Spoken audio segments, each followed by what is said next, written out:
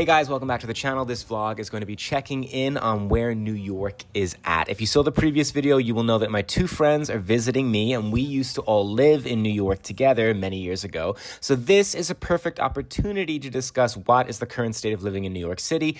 As always, show, don't tell. So I'm going to start with showing you the brief highlights of our night out before diving into discussions of what does it mean. There's all these little problems in New York right now: cost of living, crime, homelessness, food deserts, gentrification, creative flight, influence of corporate culture, and all of that can be summarized simply as it's expensive and it's boring. And people are rightly angry about it being expensive and boring, but they have nowhere to channel that anger, so everybody is just walking around angry.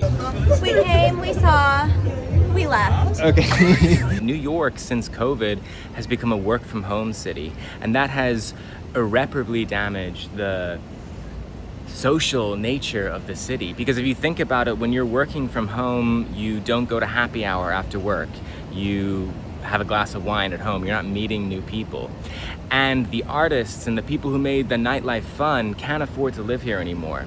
So the result is that New York is actually like kind of boring. And I'm just so glad that I got to catch at least the tail end of New York nightlife in its zenith.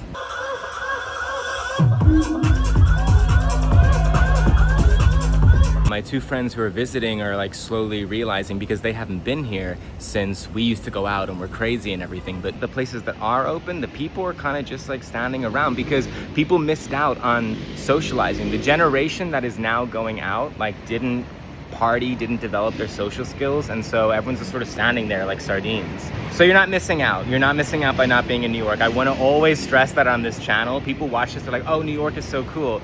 You're doing fine. I love New York. I will always love New York. Okay, so I'll back up. So sure, walking around the East Village at midnight, you know, all the bars are dead. We go to the clubs, they're closed. But that doesn't feel like the New York and the East Village that like we know and love. However, like going to a Broadway show and like getting to see something spectacular, you know, as Nicole and Sunset Boulevard, and like getting her autograph and like feeling the energy. Like that's all still here, like that electricity of New York and like the dreams, right? Like that you can accomplish your dreams here.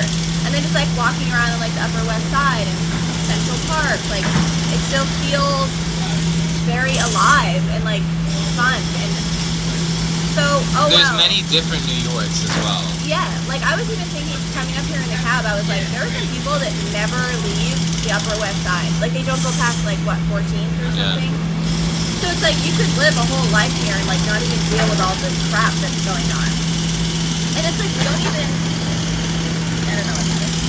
And we don't even go out that much anyways anymore. Like I'm still doing my hot yoga, like I'm going to the theater, like I'm still just like loving my life here. Something that made New York so Special was the 24-hour nature of it. It was the city that doesn't sleep is what it's famous for, and has absolutely lost that. And I haven't been living here as long as you have in recent years. So like when I right, that's it. Like I go to a lot of shows and stuff. Like it's like the novelty to me maybe isn't there as much. Yeah.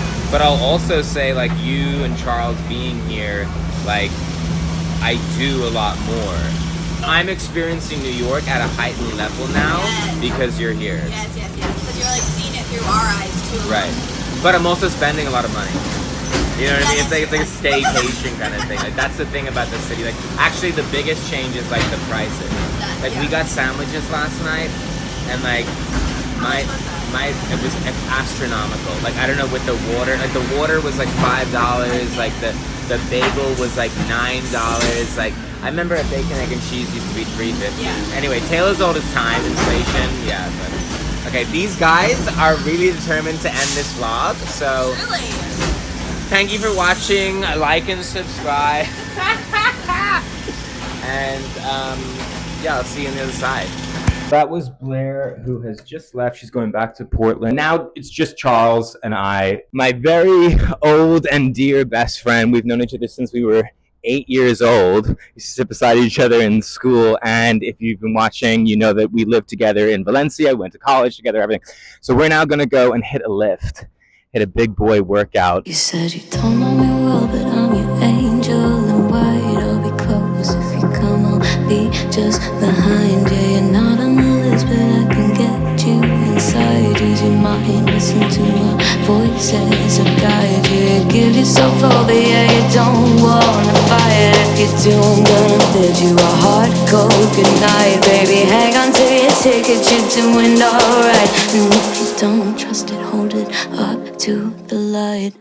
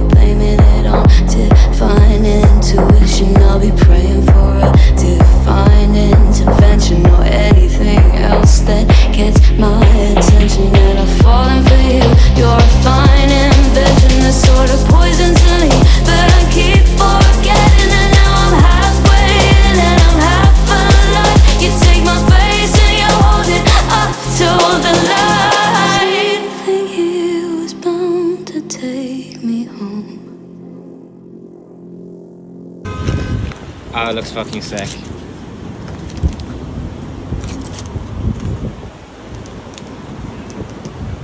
Bro, it'll change your life. Yeah, it's nice. It's the best Greek food in Manhattan. Tzatziki.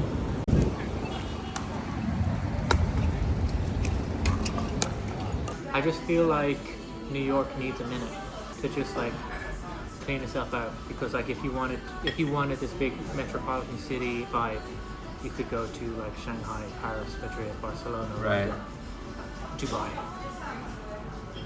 You know, even if you want to stay in America, I don't know what the crack in America is, but I'm sure you could go places like Chicago, Miami, etc. Thank you. Thank you so Thank much. you so much. Yeah. Thank you. You happy? Yeah. From my limited time back, New York has very clear issues that it seems like a lot of New Yorkers haven't realized yet. And I think it's a frog in boiling water. And yes, it that's doesn't... exactly what it is. Yeah. Until you reach that point of no return, which is where I felt like I got to prior to moving to Spain, where I was just burnt out with the place. Yeah. And now that I'm back here, I very quickly feel like it's sort of coming back to that, even though I'm in a very stable spot right now, but like stability is sort of overrated, and stability also like incrementally slips down. And none of this is even, we haven't even touched on the political divide. We haven't even got there. We've literally just talked about cost of living and how everybody is in a bad mood. Yeah.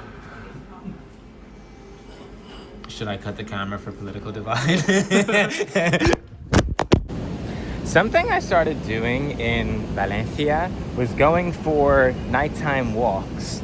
After dinner, I would just head out in Cabanyal and walk around, and it was so nice. It feels like you're stealing time, like you're cheating on time. And it's very peaceful.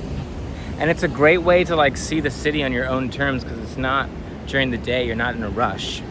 Anyway, yada yada yada. Before I continue on my walk, I just want to say thank you so much for watching. I really appreciate it.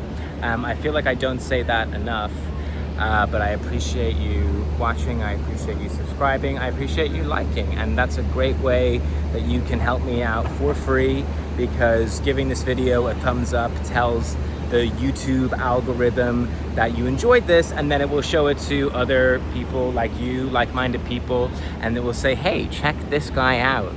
And then there can be a big community of all of us little psychos, okay, who talk to themselves in Lincoln Center. Okay, see you next time. Thanks for watching. Pròxima parada, Àngel Guimerà. Correspondència amb les línies 3, 5 i 9.